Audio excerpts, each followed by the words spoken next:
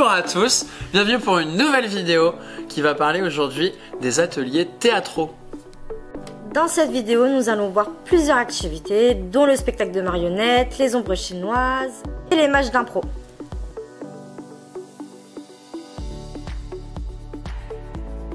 Mais donc, le théâtre, qu'est-ce que c'est?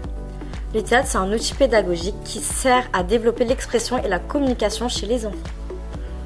Et ça permet également à l'enfant de découvrir la créativité et de lui donner de quoi s'émerveiller tout en jouant à être un autre à travers le rôle qu'il incarne.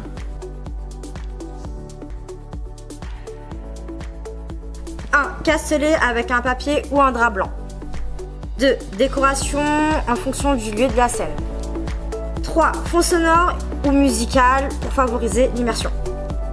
Un éclairage blanc où on peut utiliser aussi un éclairage de couleur, exemple un bleu pour la mer, vert pour la forêt et le orange pour les crépuscules. 5 ombres de différents personnages faits avec du papier noir ou opaque. Pour la mise à place, on va tout d'abord commencer par installer une table avec une nappe pour bien cacher les animateurs qui seront juste derrière. Et ensuite, vous mettez votre castelet sur votre table.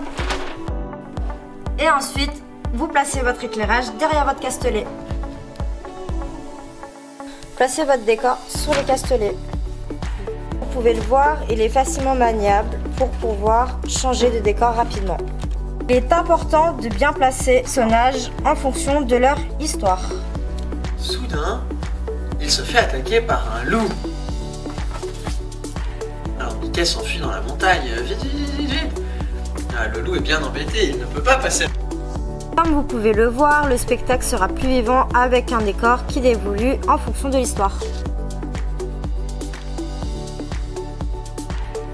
Le spectacle d'ombres chinoises est généralement présenté par les animateurs. Vous pouvez aussi y intégrer les enfants en tant qu'acteurs. Par exemple, vous pouvez prendre un enfant et le faire jouer un personnage en étant une présence silencieuse, c'est-à-dire sans texte à savoir ou à lire, ou alors vous en faites un acteur totalement actif en interprétant son rôle et ou en lisant le scénario ou en improvisant une situation avec l'animateur.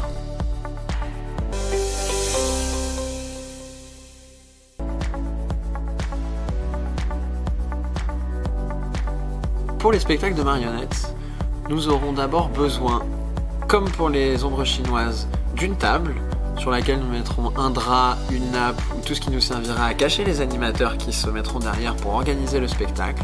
Il nous faudra ensuite des marionnettes, on reviendra là-dessus plus tard, un castelet afin de pouvoir mettre en place le spectacle et des décors pour le rendre plus vivant et plus adapté à notre histoire. Nous aurons plusieurs types de marionnettes. Tout d'abord les marionnettes à doigts, contrôlées par un ou plusieurs doigts qui occupent l'intérieur de la marionnette, ou également une marionnette à gaine, qui est un type de marionnette qui va venir recouvrir une ou plusieurs parties du corps, le plus généralement la main de l'animateur. Et maintenant, voyons ensemble la mise en place. Une fois placé votre table et la nappe posée dessus, vous allez pouvoir venir poser le castelet sur la table et préparer votre spectacle. Comme vous pouvez le voir sur la droite et la gauche du castelet, les décors ont été mis en place pour favoriser l'immersion dans l'histoire. Vous pouvez adapter la lumière de votre scène en fonction de ce dont vous avez besoin, tamiser l'éclairage ambiant, ou alors, si l'éclairage n'est pas suffisant, rajouter une lampe sur la scène. Une fois toutes ces étapes mises bout à bout, vous n'avez plus qu'à vous mettre derrière votre castelet et faire rentrer vos personnages en scène. Si la majorité du temps le spectacle est préparé par les animateurs pour les enfants, vous pouvez également intégrer votre public à votre activité, soit par la présence silencieuse, une présence plus active. On préférera des enfants allant de 5 à plus. Ces deux activités sont avant tout destinées à un public de maternelle et de primaire, mais il existe aussi d'autres ateliers que l'on peut mettre en place autour de l'improvisation pour un public du CM2 et adolescents. Et pour cela, on vous laisse avec Fetchy.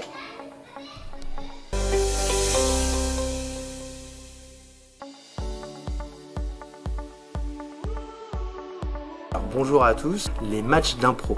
Les matchs d'impro, c'est quoi? C'est un exercice d'expression qui favorise l'écoute, la créativité, l'interprétation en fonction des contraintes de jeu imposées pendant la séance.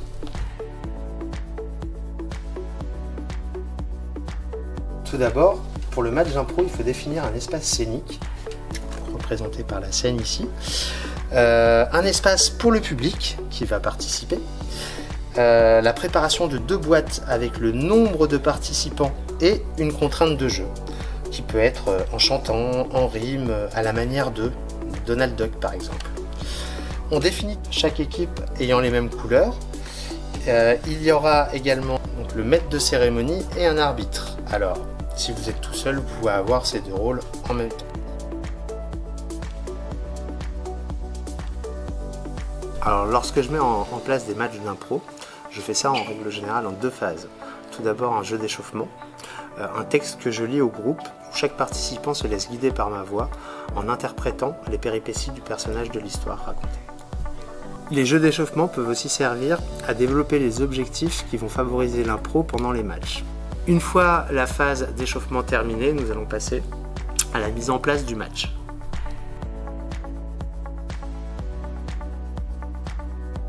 Pour le déroulement du match d'impro, le maître des cérémonies, appelé aussi MC, va appeler un participant de chaque équipe qui vont venir. Hop, piocher chacun un papier avec, dans le premier chapeau, le nombre de participants à l'improvisation ainsi que le début de l'histoire. Et dans le deuxième, les contraintes de jeu. Une fois qu'ils ont choisi, ils vont retourner dans leur camp et ils auront 30 secondes pour démarrer l'improvisation. Alors, on peut le faire de 2 manières différentes. Soit les 2 équipes vont simultanément sur la scène et jouent l'impro, soit chaque équipe y va chacun son tour. À la fin des 2 passages, le public va pouvoir voter pour l'une des 2 équipes. On peut en amont donner un carton aux couleurs de chaque équipe avant le jeu. On montre la couleur de l'équipe qu'elle estime avoir fait la meilleure impro. À la fin de chaque impro, l'équipe ayant récolté le plus de votes marque un point. Il faut savoir également que le MC arbitre peut pénaliser des équipes en leur mettant des pénalités en fonction de certaines règles qui n'ont pas été respectées. Voici quelques exemples de fautes qui peuvent être commises pendant le match.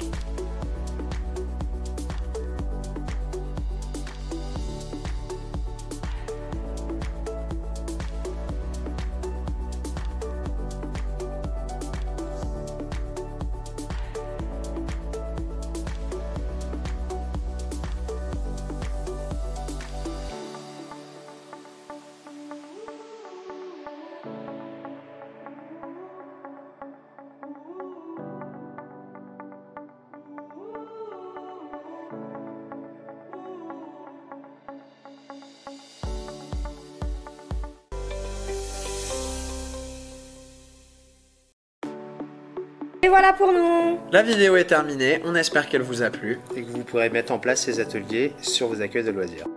Et maintenant, À vous de jouer.